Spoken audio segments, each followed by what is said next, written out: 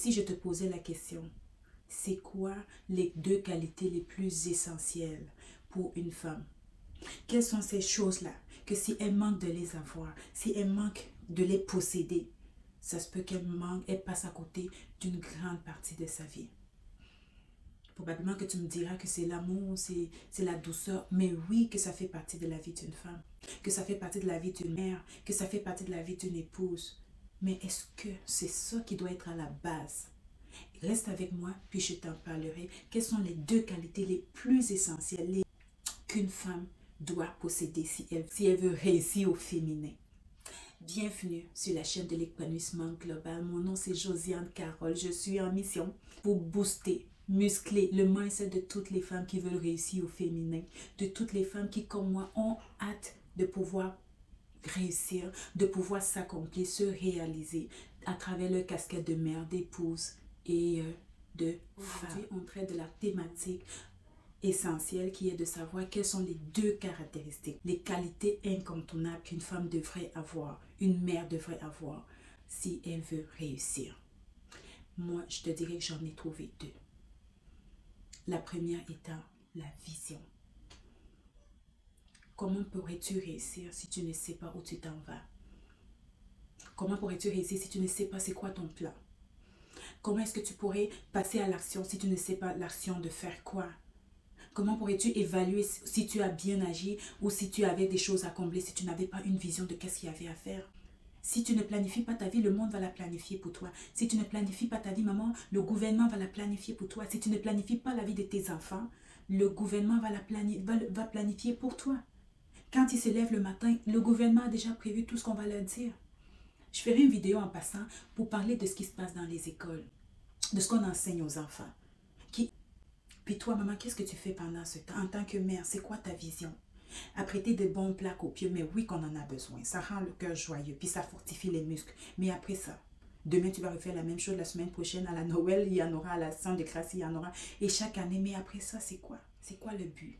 Alors pour moi, la vision, j'appellerais ça encore le désir ardent de voir quelque chose se réaliser. Le souhait vif de voir quelque chose se réaliser. Je chéris en moi quelque chose que je veux réaliser. Si tu n'as pas une vision vive, quelque chose qui te tient à cœur, que tu voudrais voir réaliser dans ta vie ou dans celle de tes enfants, c'est ceux qui vont aller à l'école du jour au lendemain. Puis après ça, ils vont voir les amis qui s'en vont dans telle filière, ils vont aller aussi dans telle filière. Quelle est ta vision pour tes enfants? Puis la vision, ça doit pas être quelque chose qui est juste là. La vision, c'est quelque chose qui est lointain, qui te pousse à marcher, qui te pousse à aller de l'avant, qui te pousse à suivre, à faire des efforts.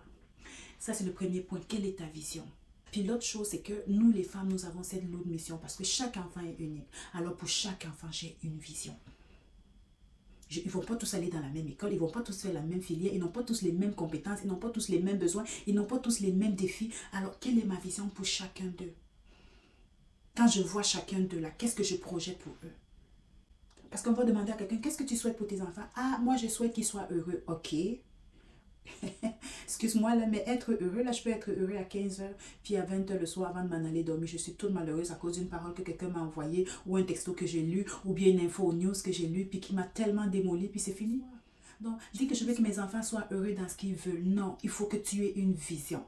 Une vision qui va te nourrir, qui va te guider, qui va te pousser à travailler. Et justement, puisque j'ai quelque chose que je chéris ardemment, je dois payer un prix. Qu'est-ce que je donne en échange? C'est quoi la monnaie d'échange?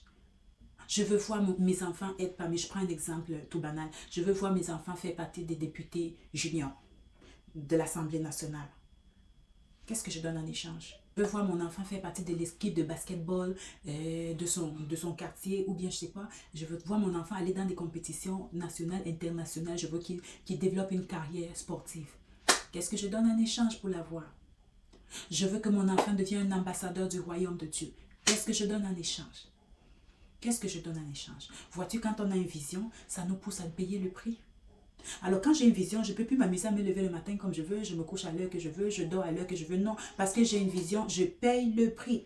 Quel est le prix? Tu vas te rendre compte que, ah, j'ai 4 enfants, alors ça fait 4 visions, ça fait 4 prix à payer. Ça se peut que je dois jeûner 4 fois par mois pour chacun de mes enfants. Ça se peut que je dois mettre de le côté de l'argent de plus pour chacun de ces enfants de réaliser la vision. Je voulais que tu ailles à telle université, je voulais que tel fasse tel autre projet pour son école, qu'il ne manque pas des billets d'avion ou des voyages pour lui. Je mets l'argent de côté. Moi, je voulais que cet enfant-là, qu'il fasse député junior, alors je dois payer des lectures, je dois payer des cours. J'ai une vision, ça ne se réalise pas tout seul. Et même si ce n'est que des petites visions, je voudrais que d'ici la fin de l'année, mon enfant sache aller au pot. C'est des petites visions. Ça me prend quoi? De pouvoir travailler ma patience, de pouvoir travailler la propreté, de pouvoir prendre des livres, lire avec mon tout petit, de pouvoir l'amener.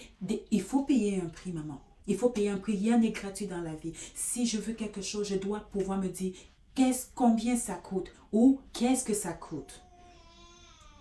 J'ai une vision. J'aimerais ça que mon enfant soit un ambassadeur du royaume, un chrétien, un ambassadeur qui soit un jeune pour Christ. Alors je me fixe sur l'objectif. L'objectif de pouvoir lui-même lui montrer un modèle.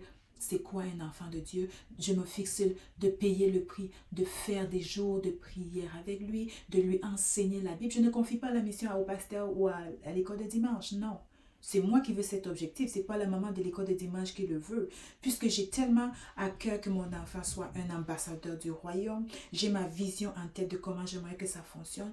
Je vais me fixer des matins, chaque matin, ou je sais pas quoi, je prends un exemple comme ça, vite fait, un exemple que chaque matin, avec lui ou elle, je lis la parole, je lui enseigne les lois de Dieu, je lui enseigne à aimer Dieu et je lui enseigne à obéir. Je brise sa volonté. Quand il ne veut pas obéir, j'apprends. Je lui apprends à courber sa volonté. Comme la Bible nous le dit, Christ a souffert en courbant sa volonté.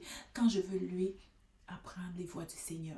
Mais si je n'ai pas cet objectif-là, c'est normal que chaque jour, tout ce qui est important pour moi, c'est boulot, dodo, école, dodo, 8 tablettes, école, dodo, tablette, devoir, école, dodo, tablette, devoir. S'il amène un C, je dis seulement la prochaine fois, fais bien. S'il amène un A, je dis t'es brave mon champion. S'il amène un B, non, il n'a pas d'objectif dans la vie. Ça nous brûle, ça brûle nos enfants. Nous, on ne veut pas ça. En tant que des mamans épanouies, en tant que des mamans qui veulent réussir au féminin, on n'appelle pas ça des réussites. Une réussite est calculée en fonction d'un objectif. C'est calculé en fonction d'une vision. Alors je disais, j'ai un désir ardent de quelque chose que je veux réaliser. Et ceci peut s'appliquer même dans ma vie de couple. Mais aujourd'hui, je voulais juste parler à une maman. J'ai eu une vision très chère que je projette pour mes enfants. Je paye le prix. La troisième chose, je me fixe un délai. Je me fixe un délai que j'ai tel nombre de temps pour réaliser cette vision. Même Dieu marche avec les saisons, Dieu marche avec le temps, Dieu a un calendrier. Et nous sommes ses filles. En tant que ses filles, nous devons avoir notre calendrier. Je veux que d'ici la fin d'année, mon enfant sache marcher. Je veux que d'ici la fin d'année, mon enfant sache bosser ses dents, qu'il sache aller au pot, qu'il sache faire son lit, qu'il sache, je sais pas, je prends un exemple tout simple donne-toi un délai dans ton désir ardent. Tu payes le prix, tu te donnes un délai. Et puis l'autre chose, c'est ton plan d'action. Ton plan d'action. Dieu a tant aimé le monde, il voulait le sauver. Il avait un plan. Autant marqué, la Bible nous dit autant marqué. Là, c'est son délai. Dieu s'est souvenu, il a envoyé un sauveur.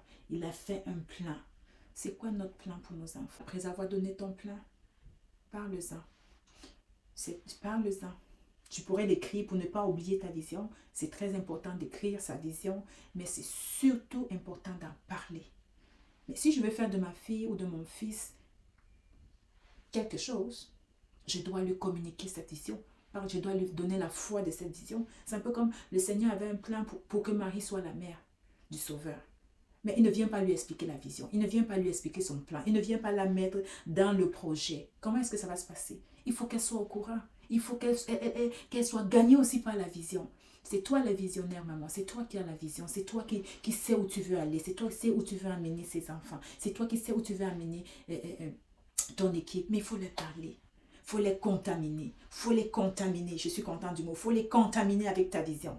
Contamine-les. Fais-les voir la beauté du projet. Fais-les voir la beauté de ce que tu vois. Parce que ce n'est que ce que tu vois qu'ils vont voir. Si tu ne leur expliques pas, ils ne verront pas la beauté de ça et ils ne vont pas pouvoir te suivre. Ils ne vont pas pouvoir embarquer avec toi. Parle-en chaque jour, chaque jour, chaque jour. Des jours où il y en aura qui seront moins intéressants, mais ça finira par rentrer. Et c'est pour ça que la Bible dit dans Deutéronome 6, parle maman, parle de ta vision, communique-les, inculque-les, contamine-les avec ta vision et tu verras qu'ils finiront par rentrer dans ton monde. Ça, c'était le point essentiel numéro 1. Une fois que tu as la vision et que tu fais tout ce qui orbite autour de la vision, il te manque une autre chose. Et devine c'est quoi? Ce n'est ni l'amour, ni la douceur, ni la gentillesse. C'est la foi. c'est la foi. Tu ne peux pas réussir dans ce monde sans la foi. La foi, c'est-à-dire le courage, c'est-à-dire la persévérance, c'est-à-dire l'endurance, c'est-à-dire garder la motivation. Garder la motivation. Tenir bon. Garder les yeux fixés. Continuer d'avance. Parce que je te promets que la vie n'est pas un fleuve tranquille qui circule comme ça. Oh non, il n'y a rien sur cette terre qui ressemble à ça. Et j'y pensais l'autre jour, puis je me rends compte que même Dieu va seulement te dire, aie bon courage. Tu dois le faire toi-même. Il y aura des jours où les résultats que tu auras en face de toi seront contraires à la vision que tu voulais avoir. Alors soit tu abandonnes, soit tu continues de foncer. Tu continues de faire les efforts. Tu continues de parler. Tu continues de suivre le plan. Tu continues de payer le prix, espérant avoir les résultats escomptés. C'est ça la foi.